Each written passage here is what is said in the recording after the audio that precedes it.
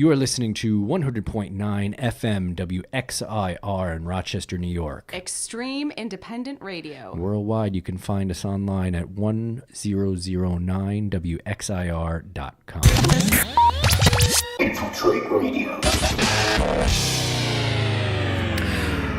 Welcome to Infiltrate Radio. Today is August 2nd, and this is episode number 14. I'm Patrick. And I'm Sarah. And we're bringing you new music, in-studio guests, and performances, and just overall making your Thursday evening just that much better. Isn't that right, Sarah? That is right. All right, so tonight on the show, we'll have Shaq Payne in studio to talk with us, and hopefully he'll grace us with a little of his poetry and maybe even some music. I don't know what kind of tricks he's got up his sleeve here coming in. So, but first off, we've got some music for you, so stay tuned, and we'll bring Shaq into the studio. You are listening to 100.9 FM WXIR in Rochester, New York. Extreme Independent Radio. Worldwide, you can find us online at 1009wxir.com. Infiltrate Radio. All right, so welcome back. We've got Shaq in studio here with us today, and we're going to talk to him a little bit about some of his spoken word projects, probably. He's got a Fringe festival show coming up, or several shows, I'm not sure, but Shaq, thanks for coming in, man. Thanks for having me. I appreciate it. So, and one of the things we were talking about right before we came on air here was your stage name. So, yeah. AOR, so he's referred to as Shaq AOR Payne. Yes. So can you expound a little bit on like where that came from? And the AOR stands for Architect of Rhetoric. I've been doing poetry for maybe 2.5 years into my freshman year of college, and I'm like, no, I need a stage name. And I had just made the Rock Bottom team, and everybody there had cool stage names, and I'm just Shaq. And something that I learned that stuck with me in college was my rhetoric class, where basically you understand how to. It was called argumentative persuasion. How do you persuade people and use certain words to evoke either ethos, pathos, logos.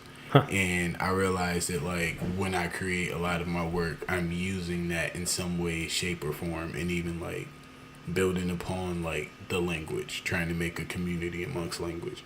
So it's Architect of Rhetoric. I'm or AOR. I think that might stick. And I was like, hey, my stage name is AOR, and everybody was like, I like it because it's short, for the AOR part of it, which is easy because if you make it too long, people and that was remember my it. thing. But I like the Architect of Rhetoric. So yeah, that's great. For those just tuning in, we've got Shaq AOR Payne here in the studio, and you're listening to WXIR Extreme Independent Radio here in Rochester. So the first time I met you, I don't know if you remember this at all, was actually at an open mic over at Love and Cup, right? Love and Cup, yep. So you guys had come, I think it was probably the first time you had performed, as far as because I was going every single week almost, and I had never seen you guys. Maybe it was a week that I had missed, but was that your first time there? No, yeah, that was the first time. We actually didn't know it was an open mic. We just went there because of the wings. I was like, yo, they have really good wings. And then we found out they were half off. And then while we were sitting there, an open mic went on. And we're like, this happens every Tuesday? And they're like, yeah. We'll be back. Right on. Yeah, and you guys ended up doing, I think it was you and Chai, right? Ended up doing something that night. I think was there someone else too? I don't remember, but Anderson I know Allen. It was Anderson did something. So that's part of the group of poets, right? And spoken word artists that are you still a part of that group? Is that still something that's going on? Unfortunately, we disbanded last year around this time, early August. But we still all go to shows, connect together. I mean, they're family. That's... Sure. I've been doing it for 4 years, consecutively gave up all my Fridays and Sundays for rehearsal. It became a way of life.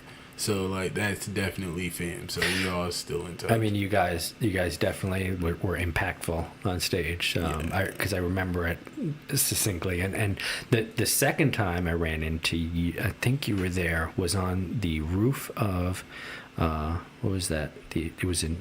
the Penthouse. Oh, Yes, the we were on the Penthouse. yes. And we're on the roof. I had a few Yep. alcoholic beverages at that point, but That was after what?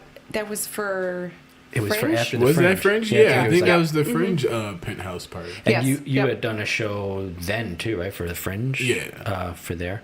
So let's pimp out your show here a little bit too, because you got something coming up in September, right? So Yes. what is that? So, luckily again for the fourth time, part of the Fringe Festival will be producing a show called Art as Voice, the Collage. It's an experimental ideal where I found 6 artists, and the idea is, what does it look like when a poet dances to music made by a painter? So all the artists are gonna go through multidisciplinary, like you could say workshops to generate works and pieces for the show, and then we are going to also use Nina Simone's as an artist's duty to reflect the times quote to kind of propel the show. To be like a theme for Yeah. it that everyone kind of uses. That's really interesting, because we actually had my my sister-in-law was at 2 episodes ago, and she was taking an improv class, so very similar to that, where something is thrown out, you have a basic idea of it, but you kind of are doing it live. Is that Yep. the idea? Well, more of the process, like the actual show will be rehearsed, but in order to create the show, you're going through that motion to where you're just like, all right, I got this, and I got this, so you trying to put this together and seeing what happens. Yeah. Are you in it or are you producing the show? I will be in it as In it, well. okay. I'm one of the 6 artists. Oh, excellent. So is it a collaborative thing, or this is a Yeah, show put it's- together by... It's a collaborative thing. I presented the idea, but I'm a firm believer that if I have artists, why not use all of the creativity in the room? Like, Yeah, Cool. there's Yeah. definitely something that comes from, like, we've had conversations too with bands, especially, like I play music, so I'm really interested in like how the creative process kind of happens for other people, as opposed to like how I do things, and how the complexity of having all these individual members of a band lends to this product that wouldn't happen, by yourself. Right. And so it's way more a diverse, like interesting product that ends up coming out from it. So and for those just tuning in here, again, we've got Shaq here speaking with us on 100.9 WXIR Extreme Independent Radio in Rochester, New York, and we're talking a little bit about some shows, or a show. Is it multiple shows for Fringe Festival? It's just the one show for the Fringe Festival. Okay. But we'll probably be reprising it sometime in the So future. one night, and where? So it's September, right? September 22nd. September 22nd at the Muck. What do you know? Do you have any idea where the address or whereabouts that is, off the top of your head? If not, Not off the top. However, we can drop the address in the link too when we post this. Yeah, but, we can do that. and the show is called Art as Voice, a collage. Is that that's Collage. correct? Or the collage? Okay. Yeah, I've done a couple of Fringe festivals. I haven't been able to perform anything in the last probably, what has it been, 2 years now, just because I haven't had the time with all the stuff I've got going on. But I'm craving getting back on the stage. No, yeah, it's addicting. Like, Is it something you've always done? Have you always been a No. performer? actually quite the opposite. Far away. Me and my mom, we used to watch like Def Poetry Jam like all the time as I was growing up, and then I was like 14 and she put me onto Brave New Voices, and I was like, oh, that's cool, kids like my age doing poetry, that's Right. awesome. And that's about as far as it stayed. 17 is when I actually got into poetry. I had an English teacher, shout out Mariana, Nice. who would always picked me to read like whatever I wrote for our free write, like literally every day. Like no one else would volunteer. She was like, no one, okay, Shaq. And I'm like, no. I didn't like reading in front of people, didn't like standing in front of people, didn't really like talking to people. And then they came up with this slam club. Miraculously, all of my friends are in the slam club, and the slam club happens during lunch. And guess who doesn't want to eat by themselves? So I joined the slam club. It was fate. Right, and something like that. Yep. Because I'm actually the only one who's still writing poetry. It's Oh, weird. really? Out of the group of people? Yeah, we still are all in touch, but I'm the only one who's like still like doing poetry. Still writing. And that's weird. That's very weird. So you said that you used to watch Deaf comedy? Deaf poetry. Deaf poetry. Deaf poetry. I remember watching it because didn't Most Def used to host Yep. it, correct? Mm-hmm. Yep. Because I remember watching it. And so that was the thing that kind of sparked initially like your interest in No, poetry. yeah, I always loved it. I always loved like lyrical rap music, like. So I've always liked words, but I just never thought about writing them myself or thinking that I could write them myself. Did you start actually writing at that point, or was it something where you just said, No. I want to do that? No, it was just pure enjoyment for up until like 17. Like I did a lot more visual art as a kid. So What kind of art? Like painting? like yeah, it was like painting animals, and then it was like, okay, now I got to get this more realistic. And then in high school, I took a class with Steve Carpenter for like 3 years, where I studied like form and shadowing and still lives, Oh, and nice. mixing the colors of paint and everything. And that was cool. But my thing that I got was like, I feel like I'm in a box, kind of, sort of, because like when you're painting a still life, if it doesn't look like the still life Right. you're painting, they're like, no, that's wrong. And I'm like, but it's art. All right. Well, you could say it's abstract, right? I think in the classes probably that. But I wasn't there yet. I Right. hadn't been exposed. I'm like a 15-year-old kid, like Right. abstract art. I can do whatever I want, and it can still be no. I remember, so when I was a kid too, it's funny how now I look back at teachers. I hated school, personally. I couldn't stand it. I got out as soon as I could possibly get out. But when I was a kid, I used to write, but I used to write like stories about things, and it wasn't anything artistic necessarily. I guess you can look back and say, well, for a child's mind that was, but stories about, people getting into an adventure or whatever, and they were all disjointed, no like No, like linear. no logistic like storyline to it. It was just random stuff on a page. But like you, I used to have teachers that used to like to hear it because I would just get very elaborate with the stories.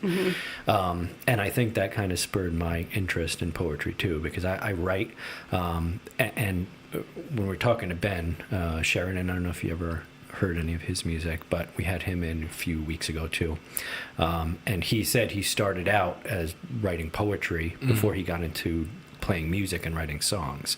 So when I mentioned about being interested in like how people's creative process happens, one of the things that interested me with what he said was that he went from being a poet to then writing songs. And I think if you're approaching songwriting from a poetry standpoint, it ends up being different than if you're approaching it from like a melodic or I'm writing it as a musical piece first, That's interesting because, like, for me, it's both.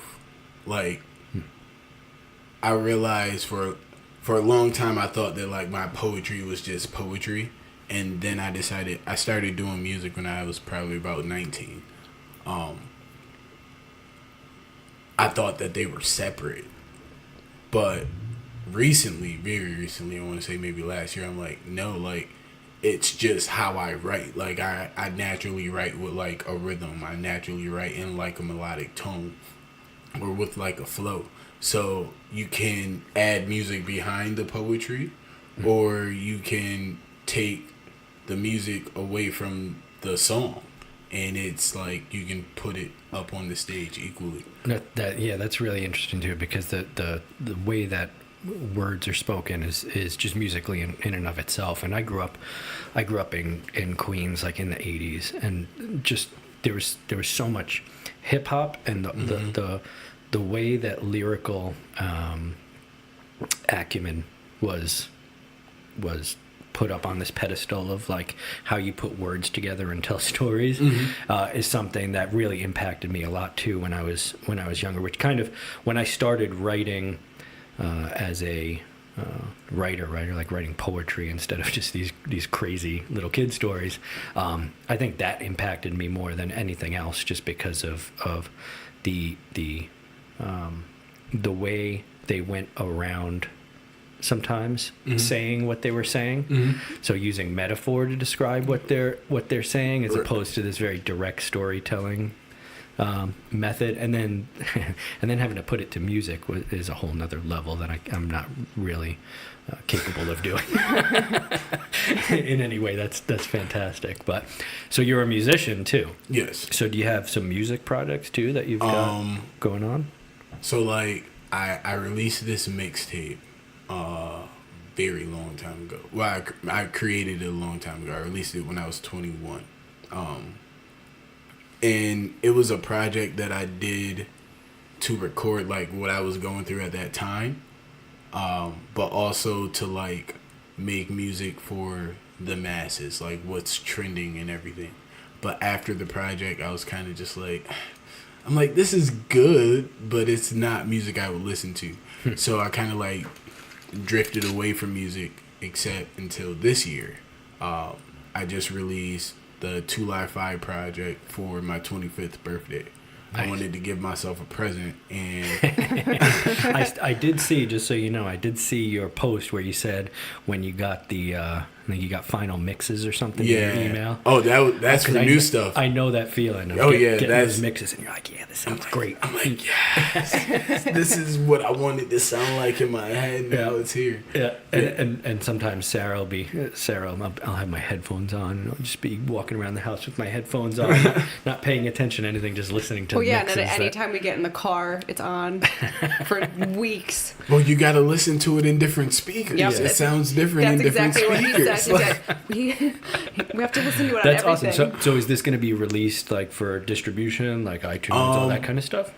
2 Live 5 already is. It's released on iTunes, Google Play, Tidal, Spotify, Amazon Music, like pretty much all the major platforms. Awesome. What I'm working on right now, honestly, I just want to make music just to make music. So I'm just like stockpiling songs. When I decide to release them, I'm going to release them.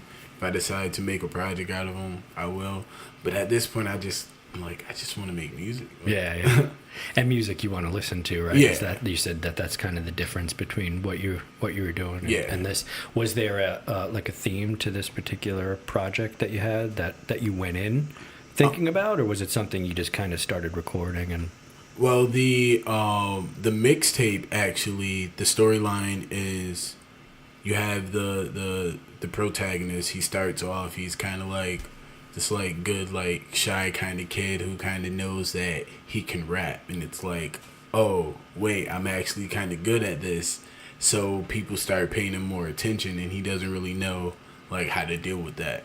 So he starts trying to figure out, okay, how do I hold on to what I knew as I'm kind of like ascending to this new notoriety. And then in the song I have like this interlude called Off Hiatus, Ready to Rise, and apparently he takes a break, and the mood of the music completely changes, like, and it's more like, oh yeah, somebody came to me with like a deal, and now I'm like really on the rise, getting ready to take off. And then there's this segment where it's called like, it's the rise, his rise to like fame. So at that point is really more like very industry, like hard, like I guess you could say radio singles, because they really have the potential to be that. Right. And then he hits this point to where he realizes this isn't satisfying him. So he falls. And that's like the second half of the project, where he's falling and trying to now knowing and gaining all the experience, retain the core values that he had before all of this? Like, what happened? Everyone's always like, I won't change, Right. until they got $10 million. And then it's like, well, like, That I don't know where this came from. that amount of money definitely can Right. impact your perspective on things, I think, too. So for those just tuning in here, we've got Shaq from Shaq in studio, and you're listening to 100.9 WXIR Extreme Independent Radio. And what's really interesting about what you were talking about your mixtape project, which is again called It's called Exceeding Expectations. Exceeding Expectations. Yeah. So I love the fact that you have like a story, like I don't want to say a themed album, but it's a story across songs. I was thinking of that Michael Jackson documentary that we just watched yesterday. It's funny, I was going to say that too, but I think that's lacking in some of today's musicians and artists. They tend to put out just singles instead of these long albums that are stories, like albums like Pink Floyd used to put out. It just back in the day when you had records, like that's what people were doing. They were making the entire album an album versus it just being a single that's released. And while it has its place, I think, because of the attention span of people, I think is getting lower. I think that I'm really super interested in albums that are full albums that you have to like listen to back to front to. I'm very much the same way. Like a new album comes out, I listen to it and I'm like, all right, I got to give it a good 3 listens before I can form my opinion. Yeah. And I'm always looking for the story. Like just like it takes some time, I think, nowadays too for people to want to do that. Like you kind of, I think the inclination is to just, if it doesn't immediately become something catchy that I can pick up on, I'm not going to listen to it again. Right. But I mean, if there are people like me and probably you that'll sit there and listen to it and then, oh wow, there's all this complexity in there, which I think lets you be able to listen to albums again and again and again and again, like all those albums that are themed and story driven, like you can listen to, and there's always new things that you're kind of picking up or mentally going into as the album's going on, whereas a single, sometimes you just get sick of it. It's so simple and straightforward, and you turn on the radio, but it's everywhere. It's great that you're saying too, like at the end of it there are those, because that'll get people kind of into it. Oh, let me check out the rest of the album. So yeah, we were just watching a documentary on Michael Jackson yesterday. Yeah. And his journey from, like, they had some actors playing like the Jackson family when he was a young kid and going into it, and he almost never had a moment where he wasn't at that level of fame. So he doesn't even have a reference point to like go back to. Right. But that's an interesting topic. So what made you choose that topic as like the theme of it? I mean, at the time it's almost autobiographical. Autobiographical. There we go. That was a tough one to get out. And almost prophetic, where you want, like, that's where you picture yourself. Or really more of a potential. Because like me personally, where I am right now, it's kind of like I want to reach people and actually touch people. Fame is just kind of like a consolation. If it comes, it comes. If it doesn't, cool. I'm perfectly fine. But like, if I was to go in a route to be like making the music that I was making on the mixtape and decided that is the way that I wanted to go as a musician. Now I'm getting approached by labels. How would I deal with that? Would I really be able to say I'm able to stay the same person? I'm like, you get put in completely different positions. You have to think about things you never thought about. I can't manage $1 million right now, but if I had to, what would happen? What are you gonna do? What do you think you would do? Yeah, that's a good question. Me personally, right? First, I have to buy my mom a house. Excellent. I have to buy my mom That's a house. That's a great start. If she's listening, Mom, Write that down. Write it down. He said definitely because like an inexpensive house. I mean, No. yeah, Great house. moderate house. Great Right. house. Like A great mom house. a good one. from mom her, house. that's really where I learned like the look. If you got money, cool, but like don't be buying extravagant stuff just cause. So I make sure she had a decent house, Yeah. decent car. Honestly, I always said this. I would pay my friends' college debts, like because. Yo, college is just it's just a weird thing. I have this whole like conspiracy theory about like colleges, and that's a whole nother tangent. Yeah, I think we might be on the same same page there with that. So for those just tuning in here, we're speaking with Shaq, and you're listening to WXIR Extreme Independent Radio in Rochester, New York. So, did you go to college? Yes. So yes. I did not, and that was by choice. Sarah did. So I had kind of formulated my ideas about college early on, because of I told you I kind of dislike school. So, what did you go to school specifically for? Did you go like knowing what you wanted to go there for? Okay, so weird thing. I initially was going to major in medicine, like pre-med. That's pretty ambitious. Yes, pre-med? yes. Well, I had wanted to be a forensic artist. Then it turned into like 3D bone reconstruction of like bodies and like different types of stuff like that. So wait, you said forensic artist? Yeah. So like, for whatever reason, what I pictured is like Leonardo da Vinci's, like, where he draws the body, but like forensic, like for. Like the police drawing. So like drawing for the police, but also that's like a composite drawing, and then you have like 3D reconstruction, which basically bones.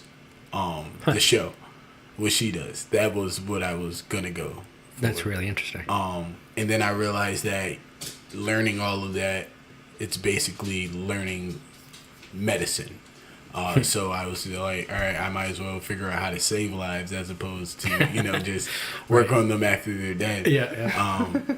But literally, probably 3 months before I was about to start college, they sent the paper and they were like, are you sure this is what you want to do?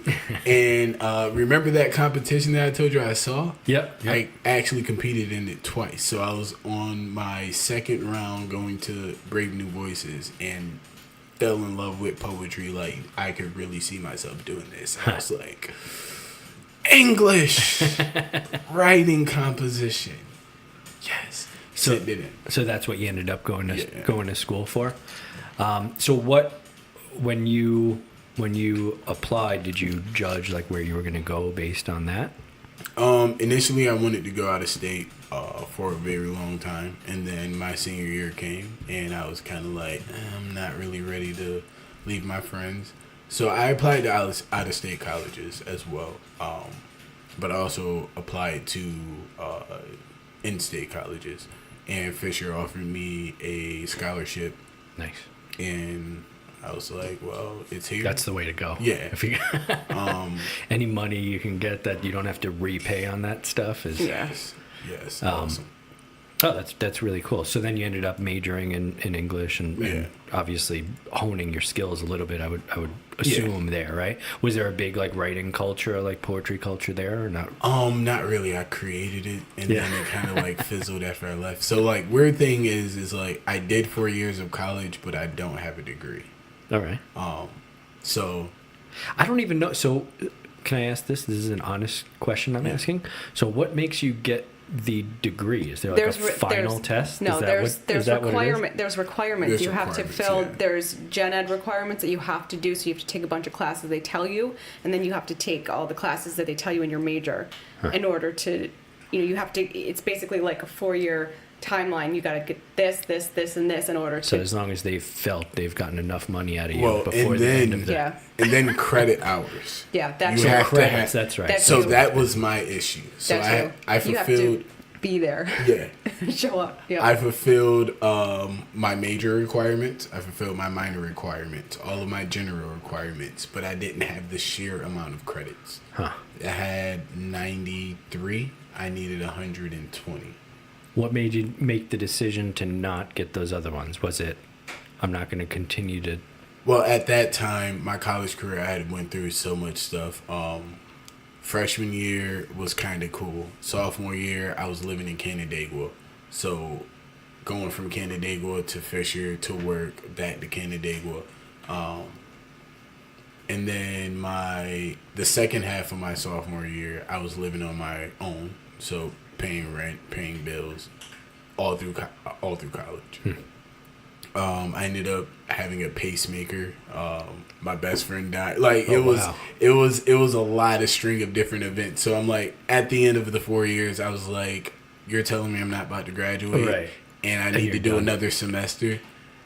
No. So I kind of sort of got discharged. I guess it's not kind of sort of if I did it on purpose. I was just like, I'm not graduating. Do you feel that really like impact? I feel like it doesn't really impact whether or not you're going to be successful, to be perfectly honest. All right, so and this is where we're at now. So it's been 3 years since I haven't been in college. I now work at a school full time without a degree. I have a team of kids. I teach. I travel. I still do poetry.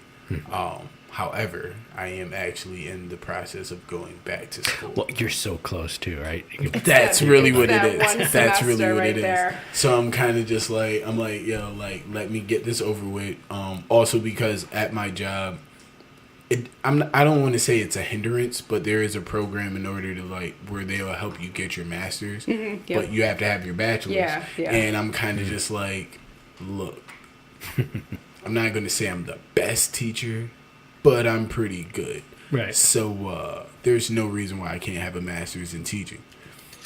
So it's kind of like let's get So this now out the way. you're back at it. So I want to get a little bit deeper into the college discussion, but I think we're going to do that in the podcast. So for those people listening here, if you could go ahead and download the Infiltrate Radio podcast on any of your favorite podcast mechanisms. Yes. Mechanism. Mechanisms. That was the word of that's the word of the day. And for those listening on the old FM radio here, again, you're listening to WXIR Extreme Independent Radio 100.9, and for you, there's some music. All right, so we're in podcast mode now, you fucks. Welcome back. So one of the things, what I'm drinking here, this Wolfer, do you want a refill? I'm about to finish this right now, so I can get a refill. If you want a strawberry rhubarb, that's very good, and this rosé is equally as good. But so I have pretty strong opinions on the college thing, and I kind of had them right from the start, like right out of high school. I felt that I was being pushed pretty hard from the schools and from the colleges to go. And what's funny is I grew up in New York City.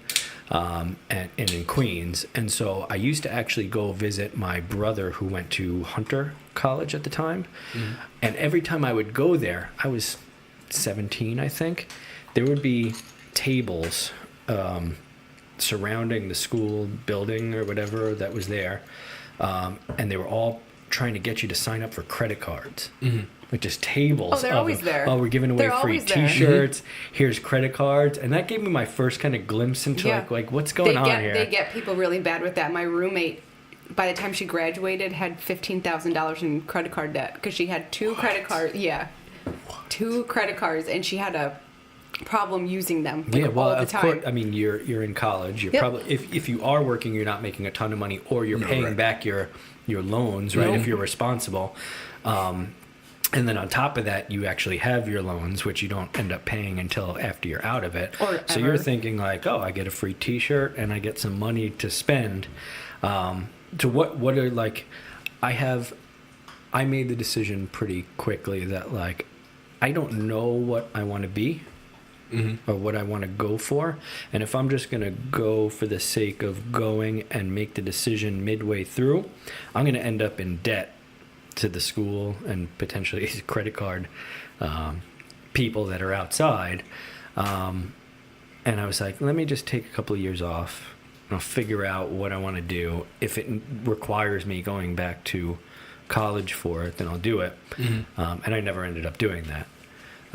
So I know you said you would pay off your friends' college debts. Yeah. I just think it's just bullshit. Like, why do I have to pay to go to school? And then even so, in my case, like, the reason why I didn't get credits is because professors dropped me. Okay, so if I'm paying you, literally paying you to be in your class, why do I have to be in your class if I don't want to be in your class? Technically, you're working for me.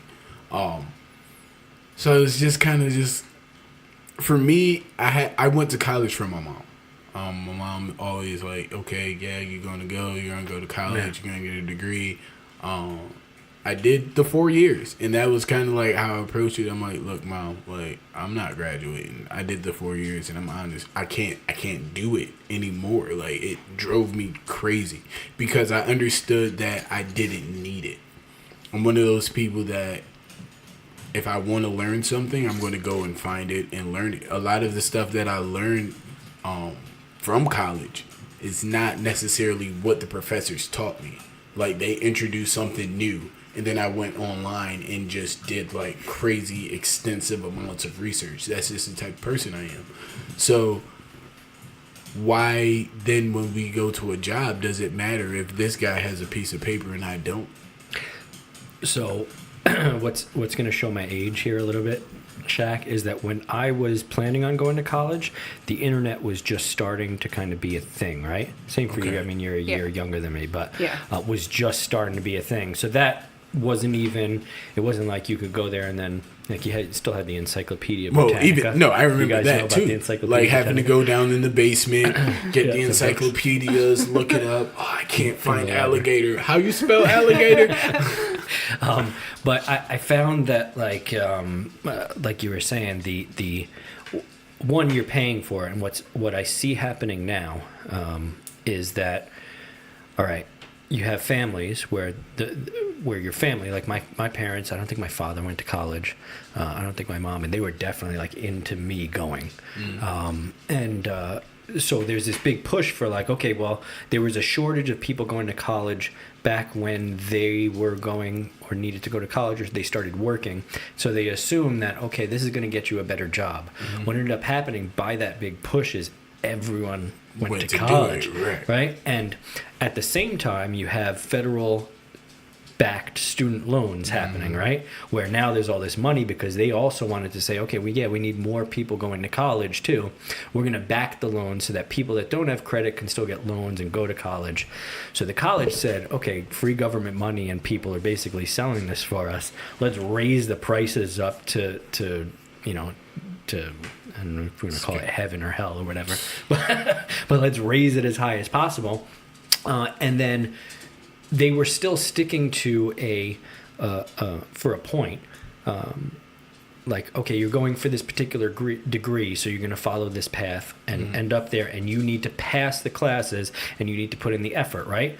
What I'm seeing the change in now that's really disturbing is that you still have those same things where everyone's being pushed to go to college. You still have people thinking that that's going to get them a better job when they get out of college. However, the colleges are realizing that this isn't an educational business they're in. This is a business they're in. So I don't want you to drop out of college.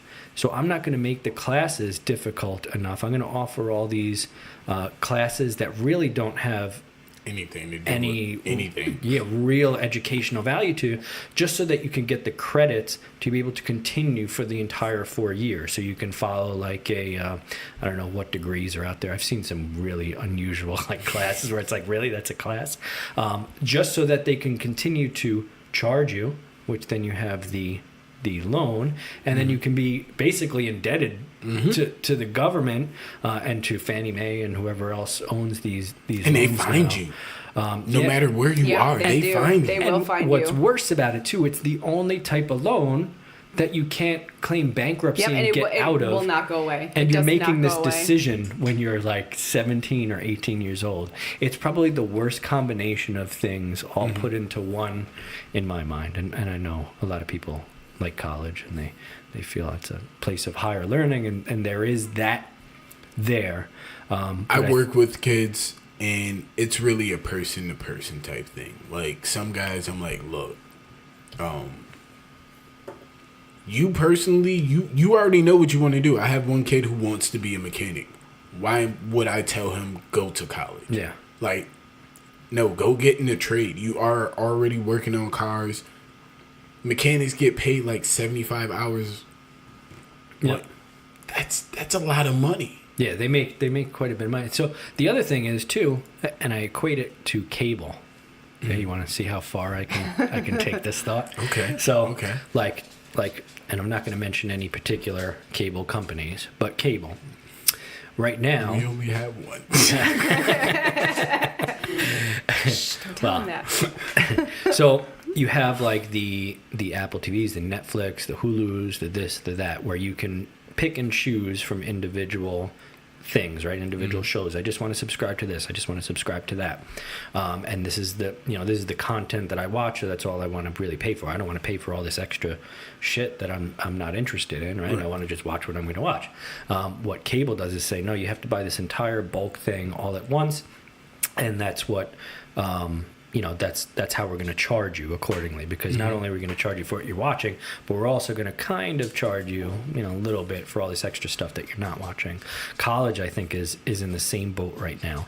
And with the advent of what you're talking about, where you said, right, you went in, all right, the professor's teaching this thing, and then I can just go online and learn probably more and more in depth, and from people who are experts, really experts in those subject matters. Like, you can learn how to play guitar from the best guitarists in the world, because they make a YouTube video on how to play their song, right? Sitting here, all right, chords. Right. Like, So why would you end up going to? I mean, there's Berkeley actually does an online YouTube channel that you can follow and do a bunch of their courses just online, right? And I think what you're going to see happen is these independent schools where you have just like a mechanic can have a trade, or they go to trade school. I think you're going to have these independent schools maybe held online where you can just go, and that's all you have to take. Right. That's what you want to be doing. That's all you're going to be taking. They'll be way cheaper. There won't be necessarily federally backed student loans, at least in the beginning. Maybe the feds will get involved in that at some point, because they got to have their hand in everything. But I think it'll be better as a whole for actually seeking knowledge and or even just really making it some way type of affordable. yeah. Like, as an artist, something that I learned definitely as an artist is certain things do cost, and you have to pay to invest in yourself. So, like, I have no problem paying for a class, but like, when you have to pay $750 per credit hour, and this class is 3 credit hours. Did you say like 750? Yes. I went to a private I got to school. become I a did professor, too. I think. That was my mistake. No, big mistake. I didn't know the difference. I was only 17. What do I know? Right. And then you find out you have to take core classes. So your first year and a half, I'm doing math, social studies, science, history. I'm an English major. This is what I came here for, English. Right. My English 101 class was final project. Write a thesis paper. I looked at my professor. I was like, I'm sorry, but can I just do this now? Because in high school, we only had 2 hours to do this. Like, we would read a book. At the end of the book, the test was, you have 2 hours to write a thesis paper. You can choose one of these things. It needs to be done. That's it. So it's interesting that they make you also take, because obviously they want you to be a well-rounded human being, I think, is the thought process behind like why you have to take this and that. But in high school, I mean, essentially by the time you graduate, You should be pretty proficient. You're either 18 or almost 18 probably at that point, which means you can go off to war. You can smoke cigarettes, I think, still, right? You can't drink yet, but in general, people assume that you're an adult. Right. So at that point, if you haven't become well-rounded and kind of figured out what some of your what you're good at is and some of what you're not good at is, then maybe you need to retake high school or something, right? You kind of have an idea of where you're going, which is why they make you choose a major, right? They say, okay, you have a direction already. So all those extra classes are just, I think they're just filler that they can charge you. There's no reason as to why I'm an English major. I took calculus. That was the only thing that I can take, because in high school I was taking calculus. So I get to college, I'm like, I don't have to do math anymore. I'm an English major. And I'll say they're valuable on their own, right? Some of these classes, if you're interested in it, and if you would actually be engaged in it. If you're taking it just so I can get rid of the credit, then there's no value in it to you. So why are you paying $750? Plus the books. Yeah, plus book. Right. So, hold up. Those So are this is something ridiculous. else that's weird. I had a professor who wrote the textbook for my class. Yep, I had that too. Then they make you buy their book. Right. Yep. Why am I paying you twice? you want to hear something really interesting about that, right? And what you learn from like these jobs you don't think are important. Like I've worked at a bunch of like fast food places, and I've worked at I was in Ithaca, and when we first moved to Ithaca, I was there for a year. I worked at. Did you work there too? The college bookstore for Cornell. One day, but they they fired me because I was not a happy cashier, and I got booted. But, so I started working at the college bookstore. I think it was. I don't want to say the college, whatever. So I think it was. There's Cornell, only right? 2 that are there. That's true. So one of the colleges, if not A, then B. that may start with a C in Ithaca. So I was working at the college bookstore as just, I just got there. I need a job. I need to pay my rent. I need to get food and whatever. So I'm just working at this college bookstore, like stocking shelves and doing whatever. And one of the students, I would talk to the students, and they would say, yeah, I actually took this class and didn't finish it last year. I still have the book from last year, but the professor revised a couple of sentences throughout the book, so he's requiring that you have the latest revision of his book for $150. and so you couldn't use the previous year's book because there might be something that's not accurate to this year. It's unbelievable, which might make sense from the point, if you're the professor, right? Maybe you're not making as much money as you think you should be making or whatever. So, okay, I'm going to do this. This is federally backed money. Maybe you can justify it. But in the end, what's happening is the people that were told you're going to college and you're going to be better off for it are not becoming better off for it. They're becoming in debt for the rest of their lives, potentially, unless they get a job that pays enough, which is unlikely right now, to pay off your student loan and pay for your rent or mortgage or car payment and your food and everything else that's going on. And then people are becoming disillusioned with the educational part of it, which sucks because there is value in it. Me personally, I'm kind of like, you lose a lot of integrity if you make me buy a book you wrote. Don't get me wrong, I understand you are a professor, you may do this, but you're basically saying to me that there's no other person in the world who has knowledge about this topic that is better than you. And I can't get jiggy with a person like that. Like I'm like, look. Did you just pull out a Will Smith? Yes. Get jiggy with it. I'm a '90s kid. Speaking of Will Smith and videos, I just watched a video of him. He was talking about his first skydiving experience. Yeah. You ever watch that? Yeah, I saw that. So he goes like, and he has like a couple of drinks with his friends the night before, or whatever, and they're all like, "Oh, let's go skydiving tomorrow. Let's go skydiving tomorrow," and they're all talking or whatever. And then the following day he wakes up, and I'm not telling it as great as he kind of told the story, but he's like feverish, sweats overnight about the fact that he's going to have to do this the next morning or whatever. Like he's all scared. And then he gets onto the plane and he's watching, like, people jump out and whatever, and then he was scared all the way up to the point where he jumped out of the plane, and then once he jumped out, he was just in this wow. This is amazing, yeah. Right? And it was a whole kind of speech about how fear is kind of fake and or not fake, but fear is not what you should be focusing on, because just after whatever you're fearful of are these moments of like intense joy and like getting on stage for the first time. That can feel like that a lot of times for people, like which is why they keep going back to it, because they're like so scared about talking. I still get in nervous. Public. And then once you go up there, you're like, oh man, this is fantastic. I want to do this again and again and again. The TED Talk, I was so nervous. So let me. You would never know, ever. I was never so ever nervous. know. It never know. I want to get into that too. So like, how did you land that gig, and where did that start out? And then I wrote it down. So the voice of the bag. Voice out the bag. Or voice out the bag. So doing a TED Talk was on my bucket list, and I literally was just sitting down one day and I got a message like, hey, I came to your open mic. I do an open mic every third Thursday at the Spirit Room. Every third Thursday? Yep. In Rochester, New York, by the way. We have some people in like Sweden and UK that listen to us. All right, so yes, we are in Rochester. So if you come to Rochester, New York, every third Thursday. And she was like, yeah, I saw you at the Spirit Room, and I'm part of TEDx Rochester. Sorry. Apologizing to the audience. Lovely. We want you to speak at our TED Talk.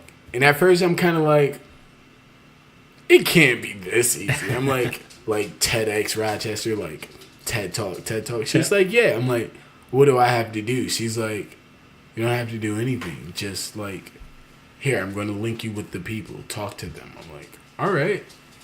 And it kind of just snowballed from there. Next thing I knew, I was meeting up with a coach, which he's amazing. Shout out to Quasi.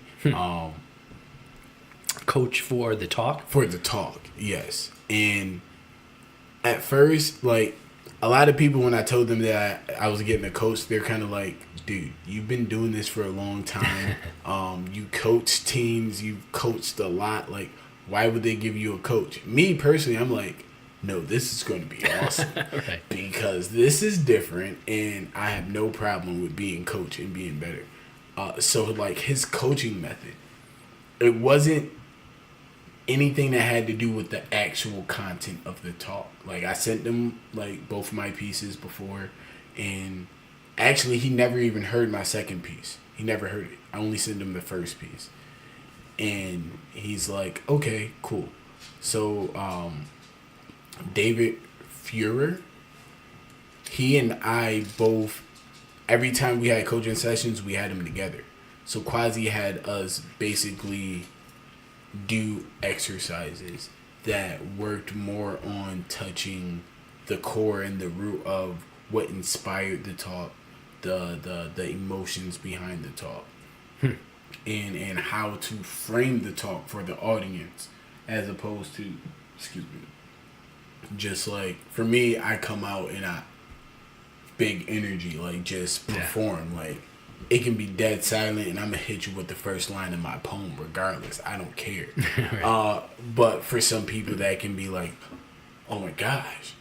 So I needed that frame, and really, when I speak in regular life, I don't know why I call it that, but regular life, when I'm not performing. It is. This is regular life. The stage is different.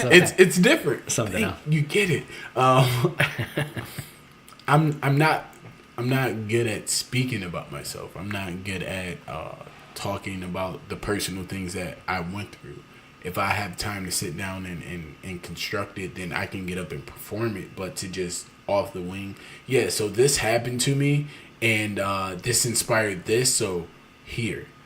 That wasn't me. So he, like, coached me in that area, which kind of fled into the second part, where now I'm kind of just trying to bring people together. You do this and you do this. You don't know him. How don't you know each other? Come here. Meet each other. collaborate. Like, let's build a community. Let's do that. So that's kind of where I'm at, and where the second half of the talk is. So that's interesting. So is he the coach for all of the TED Talks? Like, he basically says, No. okay, this is how you like frame a TED Talk. So each person had a different coach. Like, some coaches had more than one speaker, but generally, from my knowledge, he only had me and Dave. And then there were some other coaches amongst like their team that had other people, which kind of makes me wonder, like, how did they decide that? I mean, they picked the perfect one for me. I'm glad. I'm so glad, because if they're like, yeah, so the content, I'm like, look, this is my art. You're not about to tell me what I mean or how I'm. We're gonna need to come change across. line A, line B, the third word in the sentence. I would just be No, like, I thought it was really good, man. Like, I don't remember if I knew. I kind of feel like I knew you were going to be on stage beforehand. I think it was this our my third time going to a TEDx event. The first time I remember seeing it, and I'm like, wait, there's a TED event in Rochester. And it's like, what the hell? Ended up signing up to go, and I met, actually that's when I met, do you know Taurus Savant by any chance? That's when I met him. So No, yeah, Taurus. I'm sitting there, and I was I guess we follow each other on Twitter. Is that what it'd be called? It's not a friend on Twitter. Yeah. Right? It's like following each other on Twitter. From the beginning, we were just kind of back and forth with like, oh, you're doing this, you're doing this. Never met him before. And I'm sitting in my seat at the first TEDx event, and I'm waiting for like the events to start, and I'm on my phone, like looking through Twitter and whatever.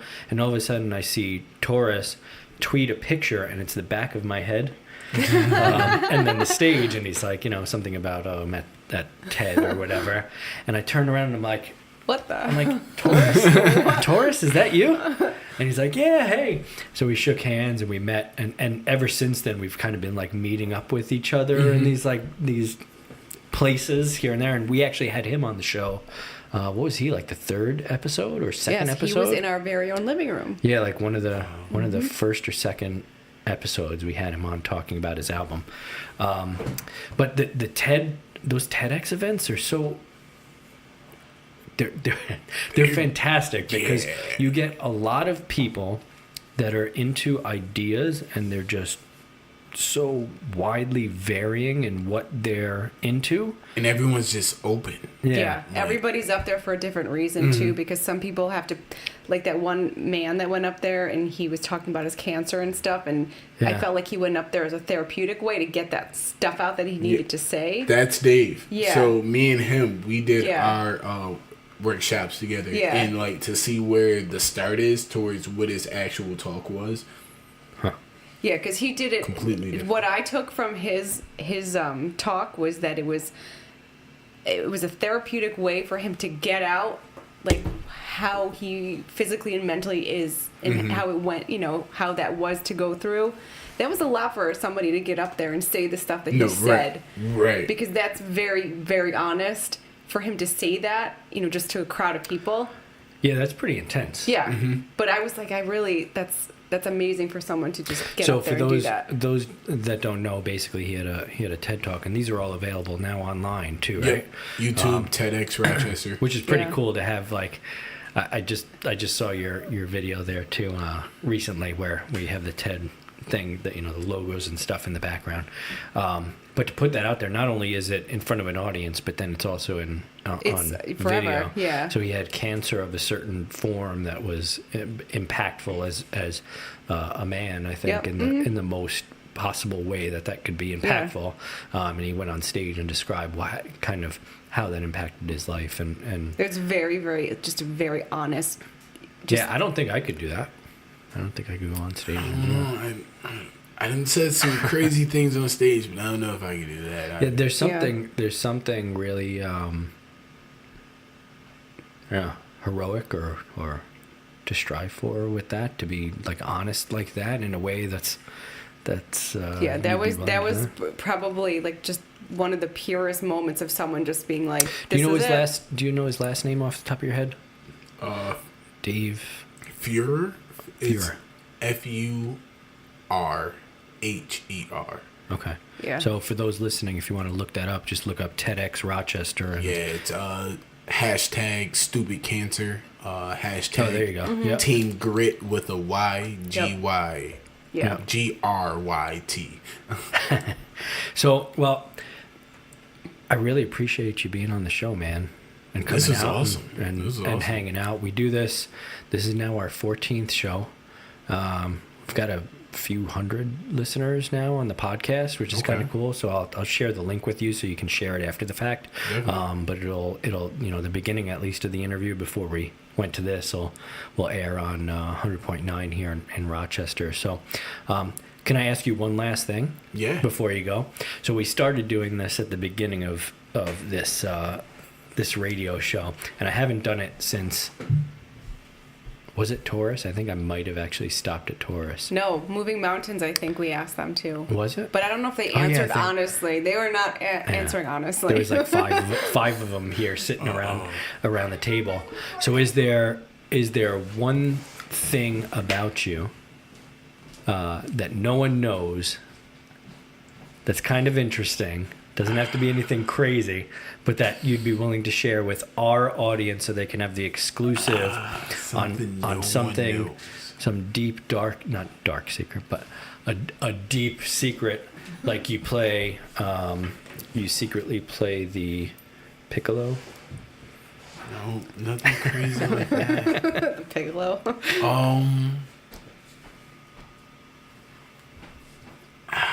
This is a tough question.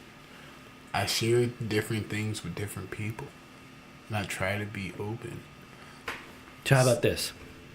How about, because you're a poet, what would be something you feel that you've learned in your life that if you were talking to your 12 or 13-year-old self, you would have liked to share? Okay, with him? that's definitely easy. Not that I was selfish, but just understanding that it's so much more bigger than yourself. Like every aspect of life, the one choice that you make can spiral so many different actions, events, and that you have to be careful and sure of your choices. That's something that I've learned through a lot of trial and error, but like being able to trace back. They say hindsight's 20/20. Like one simple decision that snowballed so many different events in my life that caused people who may have never met to meet, and vice versa. Really just the power that you have may not always be understood. So yeah, that would definitely be That's a good one. I like that. And I think, if I can play on that a little bit too, I think that the things that maybe you think are super important that may be bogging you down at that point in life, maybe in hindsight wouldn't be as important Not as at you all. thought they were at the Not time, at right? all. So insignificant. You're kind of like, I spent that time on that. Oh man, like So maybe go into the future hopeful of what you may encounter on the adventure when you chose whatever fork in the road that you ended up choosing at particular times, right? That's good, man. I believe in parallel universes. It's man. deep. It's. I got this. I told you, man. I got these theories, but I don't think people got time for them. We got all the time in the world. we're in podcast mode, Shaq. I don't know if you know this, but podcast mode doesn't have a time limit. So So like, I just think that like, for me, when at this point when I make a decision, one thing I can say that I'm grateful about myself is that I know myself. I know what I would do in any given instance based off of my emotion. So before I make a choice, I kind of like play so many scenarios out in my head. It's like an action movie. It all happens. And then I make a choice. But I also have to understand that at that moment that I made a choice, who's to say I didn't make a different choice that split it into something else? So that's why I believe in parallel universes. Just because in this moment I made this choice, because I thought about that other part of me made that choice. So that did happen simultaneously. I'm just only here to observe the current one, and that's it in the short. So I'm a little bit into physics. Are you String talking theory? double slot theory? So Experiment? Yes. Is that what you're talking about? Yes. So what I learned within the last few years is that a lot of people think of the atom, right, as being, okay, you have the little nucleus, and then you have the protons and neutrons kind of floating around it, kind of like the planets or whatever. That's actually not how it is, right? What it is you have the nucleus, and then the neutrons, electrons, or not neutrons, electrons and protons? Protons and neutrons are There you go. together. Electrons are So there is only a cloud. Basically, the reason it's a cloud is because there is not actually a particle that is the neutron and electron. There is the possibility of it being in a certain part when you observe it, only when you observe it, right? So it's actually a cloud of possibility around this neutron. So when people say, atoms are basically made up of 98% space or whatever, that's actually not true. It's whole, but when you look at it, you will only ever see those neutrons and electrons based upon when you perceive it or how you perceive it, right? And so it's not actually space, it's a cloud. And what you're referring to is the two slots, right? Which is how that got proved. So what they did was, and if you know, for all those science nerds out there listening to it, this is an experiment that happens to be some quantum physics. Yep. And I'm speaking as a dumb radio DJ at this point, so don't take me as a scientist. But there's basically, you can picture a sheet of paper, and there's two slots cut in the sheet of paper, and there are electrons that are fired at that sheet of paper to a substrate of some sort behind it that captures where the electron hit the thing behind it. And so what happens is, when you're not observing when they shoot the electron through, it actually hits both. Yes, it right? makes a wave motion. So there's actually, it's a wave when you're not observing it. When you are observing it, it either goes to side A or side B of that slot. And so only when you're observing it does the actual outcome happen. And so what you're saying here is that there's multiple dimensions. Yeah, universes. Right? all And that happening can at sound, once. sometimes when people say dimensions, that can sound hocus pocusy. Right. But it's not. It's actually No. a scientific theory that exists around quantum physics where when you perceive it, and I think how you perceive it, Yes. ends up determining the outcome versus you seeing how the outcome happens. And so I think with regard to life, there's a good lesson to take in that too, where you need to take a better look at what your decisions are and how you end up, Choosing. yeah, because choosing. You're like, I have a rough time with that too, Shaq. no, man. it's Making those decisions. it's definitely learned. It's definitely learned. I've been good lately. I'm glad you know about that experiment. It's very few people that I have ever spoken to that are like, oh yeah, I know about that. Yeah, I like quantum mechanics and all that different type of stuff. But I think I watched Neil deGrasse Tyson speak about like an atom, because he had a conversation with some comedian or something about like the atom is mostly made up of empty space, and he's like, actually, you're wrong. So it's not made up of empty space; it's made up of possibility. Of where everything could be. Yeah. So as soon as you observe it, that's when they're in there, and you think the rest of it is space, but it's not. It's actually possibility. So could those possibilities be actually taking place Right. in somewhere where you're not observing it? Exactly. So, but I think that's a great place to I think end the conversation here, Shaq, man.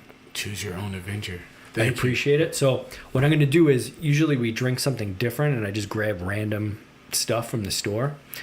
today we happen to drink this Wolfer number 139 dry white cider, and then I think that's a rosé. Yeah, this is rosé. Which is pretty good. And then I had this thing, which is pretty good too. This Virtue Mitten, which is a bourbon barrel aged cider.